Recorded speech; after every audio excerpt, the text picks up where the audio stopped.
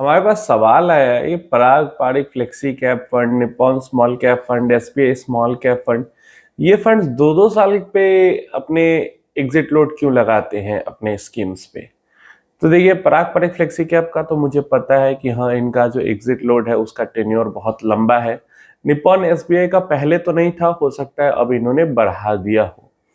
तो सिंपल सा सबसे पहला तो इसका लॉजिक ये है कि ये जो फंड्स हैं उनका सीधा मतलब ये एग्जिट लोड 2 साल या 3 साल जितने का भी लगाते हैं, इनका कहने का मतलब सिंपल सा है कि अगर इतने समय से कम समय के लिए आप इन्वेस्टमेंट करना चाहते हो तो आप हमारे फंड के अंदर इन्वेस्टमेंट मत करो। सिंपल सा उनका लॉजिक है ये कहने का।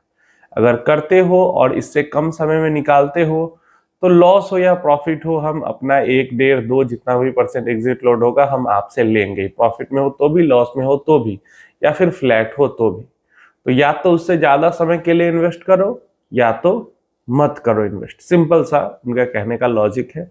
एक तरीके से पेनल्टी है अगर आप अपना डिसिप्लिन तोड़ते हो उसके लिए। लेकिन दिक्कत तब हो जाती है कि मान लो 10 साल के लिए आपने एसआईपी स्टार्ट की और 10 साल तक एसआईपी की भी, और 10वें साल में जो आप टोटल पैसा विड्रॉ करोगे तो 8 साल का ही पैसा आपका एग्जिट लोड फ्री होगा।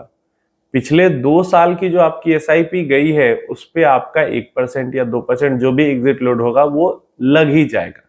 तो ये थोड़ा इसका डिसएडवांटेज भी जरूर हो जाता है कि चाहे आप 10 साल तक भी एसआईपी कर रहे हो, लेकिन अगर 2 साल का एग्जिट लोड का पीरियड है उनका, तो पिछले 2 साल में जो एसआईपी गई है वो फिर आपका उस पर एग्जिट लोड चार्ज हो जाएगा। 10 साल की एसआईपी कर रहे हो, आप चाहते हो टोटल पैसा आपका एग्जिट लोड फ्री हो, तो आपको उसको 12वें साल में एग्जिट करना पड़ेगा। क्योंकि 2 साल का अगर टाइम पीरियड है, म्यूचुअल फंड में जो हम एसआईपी करते हैं तो हर नई एसआईपी से जो यूनिट परचेज होते हैं वो न्यू यूनिट्स की तरह ट्रीट होते हैं। तो जब न्यू यूनिट्स के तरह ट्रीट होते हैं तो जो एग्जिट लोड है जिस डेट पे वो खरीदा गया है उस डेट से आगे 1 साल या 2 साल तक माना जाता है। तो हर महीने जो आप कर रहे हो एसआईपी वो अगले 2 साल बाद एग्जिट लोड से वो फ्री होता है। तो ये थोड़ी सी दिक्कत जरूर होती है। और जो एक रीजन जो सबसे ऑब्वियस एंड रियल रीजन है, ये सब तो बातें थी सो थी, जो रियल रीजन इसका ये है कि भाई ये फंड्स अच्छा परफॉर्म करते हैं। तो अच्छा परफॉर्म करते हैं तो इनके अंदर काफी ज्यादा पैसा आता है, इनफ्लो आता है, ये डिमांड में रहते हैं। सिंपल सा रीजन समझ लो। डिमांड में कोई चीज रहती है तभी उसका भाव बढ़ा हुआ, प्राइस बढ़ा हुआ रहता है।